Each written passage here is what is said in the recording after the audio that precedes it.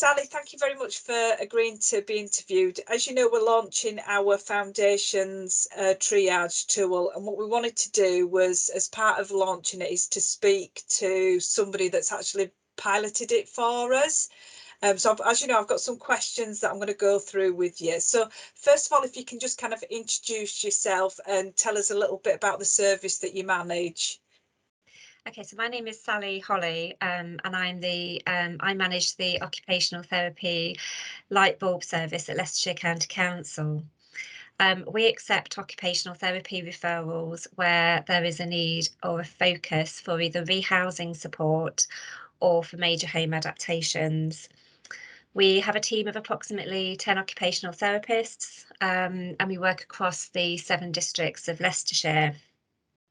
We work in partnership with the 7 districts councils. Their housing support services came together in 2017 to become the Lightbulb team.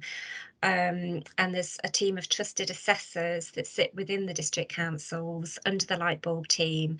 And the trusted assessors are mentored and supported by the OTs at the county council. Great stuff. Can you just tell us a little bit about what the biggest challenges you face at the moment in terms of managing the capacity and demand for your service? So I think one of the biggest challenges, which I assume is everywhere, is the high volume of referrals that we receive for rehousing support and also for major adaptations. COVID has had a major impact on our wait lists as well, and because people have been waiting longer, their needs have either increased or they've changed quite significantly. We've also had more demand for adaptations for people that are leaving hospitals under the discharge to assess, and people that have been in respite, and these are often for ramped access to the properties for people.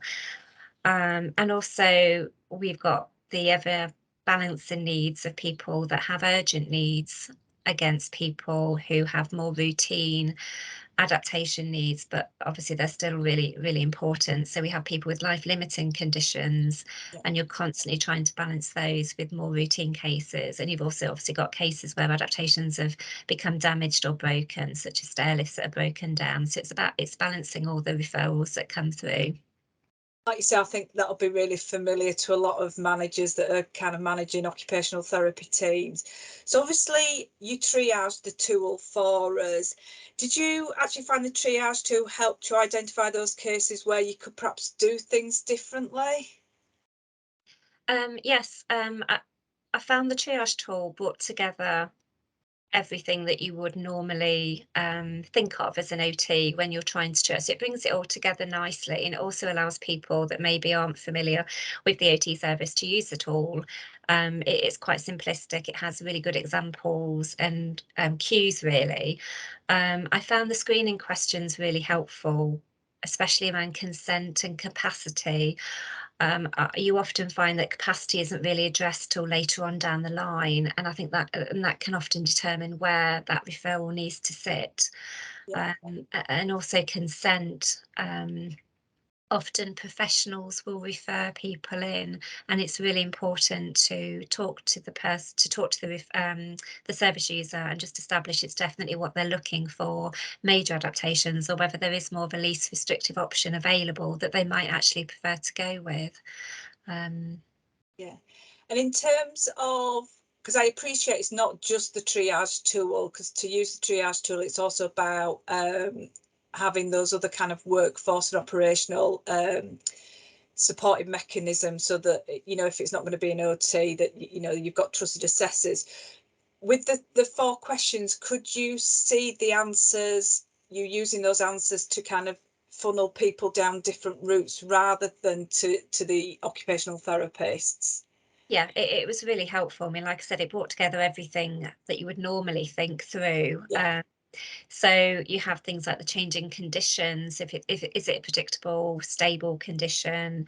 Um, the support that person's going to need following on from the adaptation and the equipment they're going to need, and also looking at other members in the household, which I think is something that's not always considered, because that can actually make something, a referral that appears to be quite straightforward, actually more complex, and vice versa as well. You may have something that presents as quite complex when in fact when you break it down using the triage tool, you find that it can actually be completed by a trusted assessor or an OT assistant. Was it easy to use? Yeah, it was really easy to use. The different colours made it so simple. It was really straightforward and it flowed really well. Right. Final question, because I know you're really busy today, Sally, and I do thank you for spending a bit of time with us this afternoon. Just really quickly, what difference do you think it could make for your team going forward? I think going forward, it's a really good triage tool to use to identify early on people that need to be sitting on our wait lists and those that maybe don't. It clarifies with the person who's been referred that they want to look at home adaptations, give them information on least restrictive options, and also clarify whether we can pass it over to a trusted assessor to complete the assessment, which can be done more quickly, often because our OT wait lists are so high. So I think moving forward, it's a really good tool to identify people's needs and make sure they're on the right wait list.